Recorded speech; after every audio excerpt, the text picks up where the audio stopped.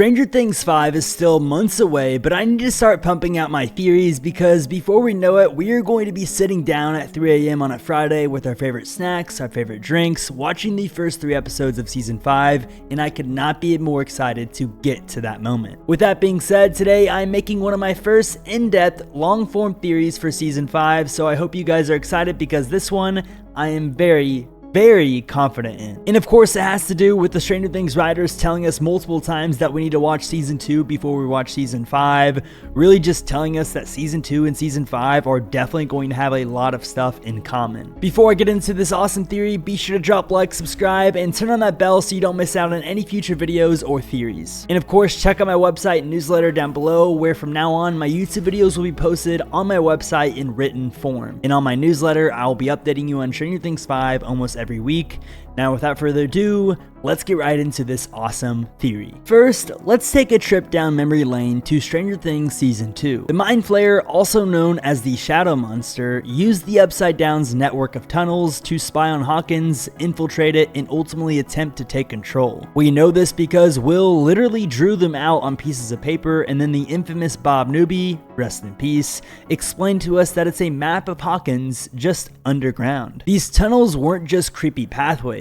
They were like the dark veins of the Upside Down, spreading under Hawkins and connecting everything in sinister ways, giving Demogorgons a way to get anywhere they would possibly want to be in Hawkins, Indiana. Now let's fast forward to the present day. We've gotten a lot of leaked production photos from Season 5, but what I'm showing you right now is very familiar, because if you watch Season 2, you would know that this looks like the tunnels. But the real question is, why bring them back now? Well, here's where my theory comes into play and why I think this is what the Stranger Things writers were referring to. I personally think our characters, who are now older and more experienced, will either stumble upon or actively seek out these tunnels once again. And I am almost 100% sure of this. I think they'll realize the tunnels were never fully sealed or destroyed. This could be triggered by new disturbances, or perhaps by Vecna or another Upside Down entity using the tunnels in a new plot against the town. Now that the Upside Down has merged with the real world, at least it kinda did, we have no idea on if that will revive the tunnels or just expose them at a location that the kids are going to be at,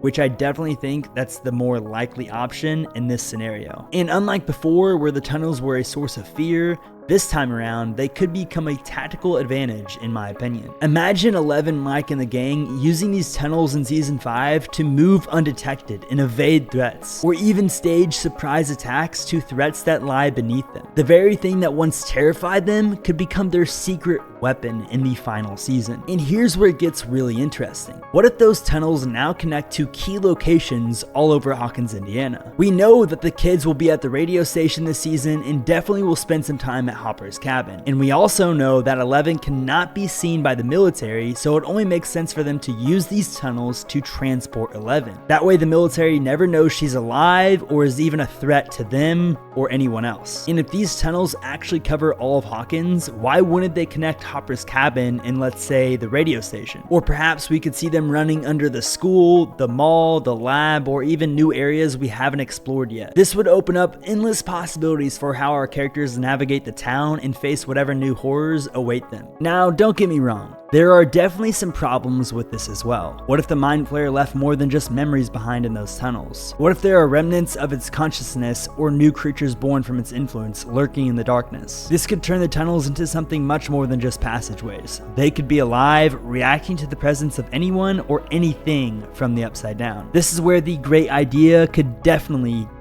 turn on them. Now let's talk about the emotional and narrative depth regarding these tunnels. Revisiting these tunnels could also have a huge impact on characters like Will, who obviously has traumatic memories associated with these tunnels. He could experience flashbacks or even some PTSD. This would provide rich character development, showing how the past still haunts him and how he's grown since Season 2. I think this theory also ties into the point that the writers emphasized a lot, which is Will Byers is going to play a huge role in Season 5, potentially even the biggest role. And his connection with the Mind Flayer is a big part of that role. And considering the Mind Flayer made these tunnels and was in Will's body, this means that Will should know these tunnels like the back of his hand. And I think that will be the real secret weapon. Finally, I think these tunnels could play a key role in the climax of Season 5. I mean, there could be other things in these tunnels that they have never seen before. That could just be the key to everything that they've been trying to solve. We have no idea, and of course, this is just one big giant theory. But to sum it up, I really think that it will play a huge role as far as transporting Elle, getting away from the military, and Will Byers' entire storyline. So there you have it, my theory on why the Upside Down tunnels might be making a comeback in Stranger Things Season 5, aka the final season of the greatest Netflix original of all time. Let me know what you guys think about this theory and what you would change or what you would add. But most importantly, I want to know what type of videos you guys want me to make on this channel moving forward. If there are any other shows you want me to talk about or watch, I would love to hear any suggestions, and of course, I appreciate you watching.